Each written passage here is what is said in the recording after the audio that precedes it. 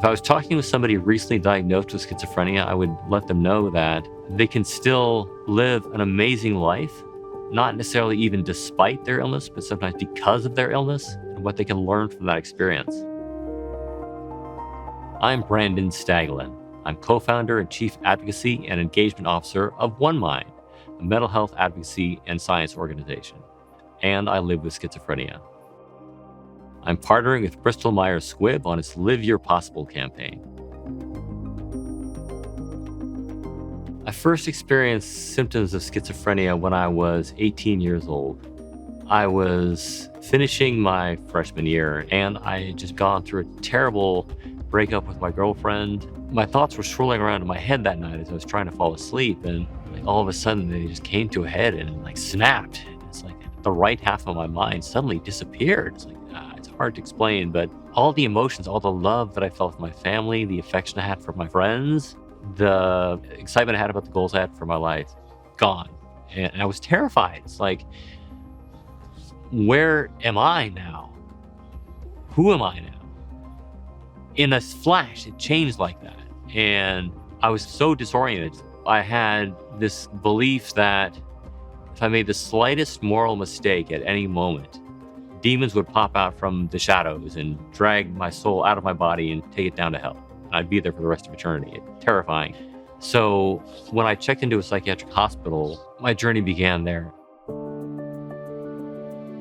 When my parents brought me home, they were just completely at a loss to see me in that state. They didn't want to believe that I had a mental illness either. They tried to find me a psychiatrist that I could trust, and eventually they did. And I got a diagnosis of schizophrenia. So I got treatment for that hell I was going through, and it did stabilize me well enough to go back to college, spend time with friends again, which was a hell of a relief, kind of validating that I could enjoy being with people again. Unfortunately, after a few years out of college, after working as an engineer for about 3 years, I had a second episode. I was working late one night, and this stabbing, searing pain appeared in the left side of my head. It's like, whoa, is my brain malfunctioning? Is it breaking down like it had years ago? And I was terrified then, like, am I gonna have a meltdown? Is my brain gonna self-destruct? And I called my parents, and they said I could probably get into the local psychiatric hospital, and I began my second episode recovery at that point. I felt like I had failed. It was like totally devastating. I felt like I would never have a future, never have a life that I could be proud of again. I had the opportunity to try cognitive training that was a turning point for my recovery that gave me hope that I could do something active that could improve my functioning and get back to a place where I could be proud of that life again. Music has been part of my recovery since the very beginning of my illness. When I was first getting sick, I would listen to my favorite songs that inspired me, and that would bring me back to the reality around me. I dedicated myself to practicing guitar, to getting good enough at it to be able to write a song and perform a song. I wrote a song called Horizons Left to Chase. It's about the potential that remains in life even after a schizophrenia diagnosis, all the amazing things you can do. I'm in a relatively stable state with my health. I'm grateful for that. There are times when I go through a lot of stress. In those chronically stressful periods, I might develop a little bit of paranoia, like reflecting the kind of symptoms I had when I was really sick years before. I'm able to recognize it when those symptoms come back as symptoms. So I dial back the stress. I change my lifestyle a bit. My family founded OneMind, our nonprofit organization, in 1995, in the hopes that we could find new treatments for serious mental illness through science. The first program we founded is called the Rising Star Awards.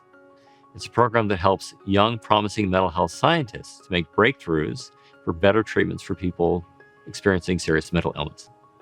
These breakthroughs have not only spawned whole new fields of inquiry and development in scientific work that are leading to new treatments coming down the line very soon, they've also spawned many leaders in mental health science.